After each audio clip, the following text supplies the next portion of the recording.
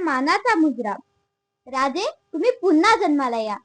आज महाराष्ट्रातील सह्याद्रीचा कण निकण, गड कोटावरील बुरुज निबुरुज तुमच्या शिवस्पर्शाला आसुसलाय. मनुष्य प्राण्यातील वासनाधीन गिदाड ज्या ज्या वेळी या मातीवर कोवळ्या कळ्यांवर टोच मारतील, त्यावेळी मला आठवतो तो 17 वर्षांचा शिवबा. मासाहेबांच्या साक्षीने तुम्ही केलेला पहिला न्याय, राजाचा वतनदार पाटील याने केलेली बदफेली आणि तुमचा झालेला संतापाचा उद्रेक. रुद्र अवतार म्हणजे काय हे जनतेने आणि त्या माऊलीने त्यावेळी बघितले.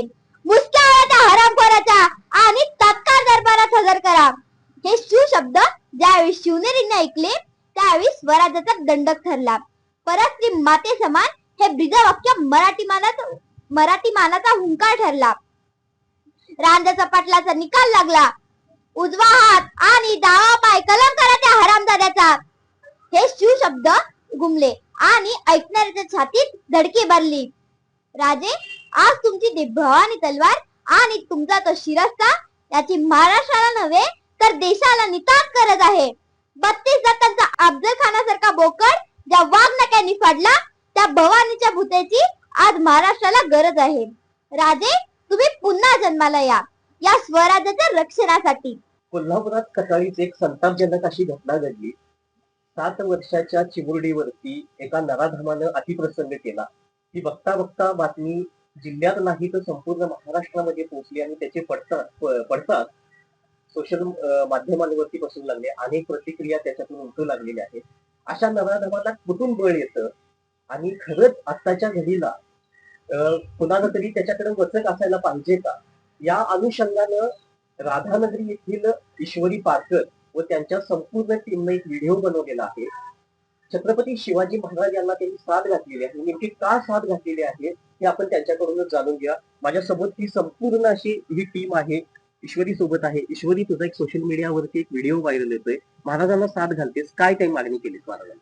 शिवाजी महाराजांच्या काळात जशी स्त्रियांना आदर होता, मान सन्मान होता, तसं आताच्या काळात लहान मुलींना देखील घराच्या बाहेर पडण्याचं मुभा नाही. म्हणून मी शिवाजी महाराजांना एकच सांगतेय की त्यांनी पुन्हा जन्म घ्यावा आणि ह्या सगळ्या गोष्टींवर आळा घालावा. म्हणून हा आम्ही व्हिडिओ बनवला आहे. काय सांगाल, अशा संतापजनक वारंवार घटना घडतात, काय सांगाल, काय भावना आहे? खरं तरी घटना जी घडलेली आहे कोल्हापूर जिल्ह्यामध्ये, या घटनेचा आम्ही सोशल मीडियावरती संपूर्ण आमची टीम जी आहे ती पहिल्यांदा जाहीर निषेध करतोय आम्ही. खरं तर अशा घटना कधीच घडू नयेत, कुठेही घडू नयेत. कारण लहान मुली सुद्धा आता ह्या महाराष्ट्रात म्हणा किंवा देशात सुद्धा म्हणा सुरक्षित नाही आहेत. आणि त्या मुली जसा राजांच्या काळात सुरक्षित होत्या, त्यांना जसा मान सन्मान होता, त्यांना कशाच प्रकारची भीती नव्हती. ती भीती पुन्हा एकदा मोडून काढण्यासाठी किंवा अशा नराधमांना कठोर शिक्षा मिळवण्यासाठी देण्यासाठी राजाने पुन्हा एकदा जन्माला यावं, एवढीच आमची या व्हिडिओ पोस्टद्वारे एक अपेक्षा आहे. तुम्ही सातत्यानं नवनवीन व्हिडिओ दररोज बनवत असताय, पण अशा घटना जेव्हा घडतात तेव्हा काय भावना आहे? भावना म्हणजे जर लहान लहान मुलींच्यावर पूर्ण महाराष्ट्रामध्ये जर असे अत्याचार होत असतील तर खरोखरच शासनाने यावर कठोर निर्णय घेतला पाहिजे. अशा नराधमांना कठोर शासन केलं पाहिजे. जर ते शासन करत नसतील, त्यामुळं आम्ही हे जे आज साथ घालत आहे महाराजांना की महाराज तुम्ही पुन्हा जन्म घ्या, यांना शासन देण्यासाठी, एवढंच मला बोलायचं आहे. तुमची मुलगी महाराजांना साथ घालते, एक तिचा वडील म्हणून तुमच्या काय भावना? माझी मुलगी बाहेर गेल्यानंतर सुरक्षित आहे का नाही मला खात्री नसते. तर जसा शिवाजी महाराजांच्या काळामध्ये न्याय लगेच मिळत होता तसा ह्या काळातही मिळावा अशी अपेक्षा आमची आहे. त्यासाठी आम्ही हा व्हिडिओ बनवतो. सगळ्यात महत्वाची भूमिका की तुम्ही व्हिडिओ बनवताना तुमच्या डोळ्यामध्ये अश्रू आले होते, काय भावना होत्या त्यावेळी?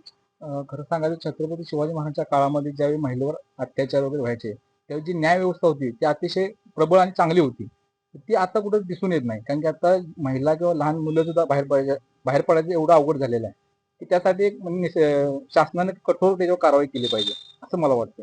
ही संपूर्ण टीम राधानगरी तालुक्यातील राधानगरी या गावातील आहे. सातत्याने हे व्हिडिओ बनवत असतात, पण सकाळी जी काही घटना घडली ती अतिशय संतापजनक अशी घटना आहे.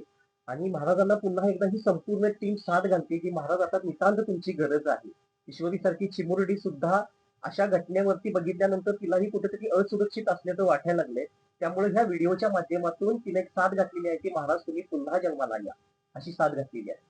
कॅमेरामन स्वप्नील कांबळेसह मी दिलीप जाधव. बाळ, फ्रीजमधून श्रीखंड काढ ना. आम्ही पूर्वी घरीच बनवायचो श्रीखंड.